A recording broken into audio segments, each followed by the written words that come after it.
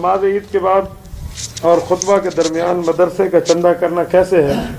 ہمارے یہاں بعض مساجد میں جب امام عید کی نماز پڑھ لیتا ہے تو اس کے بعد 2-3 آدمی کھڑے ہو کر صفوں میں چندے کرتے ہیں، جس میں 10-15 منٹ لگ جاتے ہیں، پھر اس کے بعد خطبہ دیا جاتا ہے۔ شرعاً ایسا کرنا کیسا ہے؟ نصب الرایہ وچ موجود ہے، حضرت امام زیلعی رحمہ اللہ نے حدیث پاک کو نقل کی ہے، اذا خرج الامام فلا صلاۃ ولا کلام۔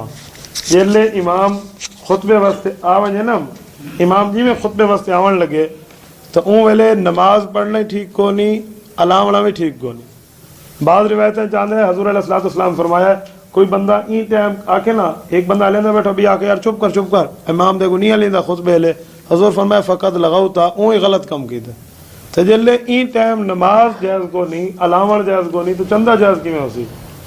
چندہ کرنے نا تو نماز دے بعد کرو یا تقریر کو پہلے کرو، اذان آون دے بعد خطبے لے یہ مناسب نہیں، یا ایویں عید نماز کو لے گنو خطبے تے نماز دے دوران یہ مناسب کم نہیں لگتا۔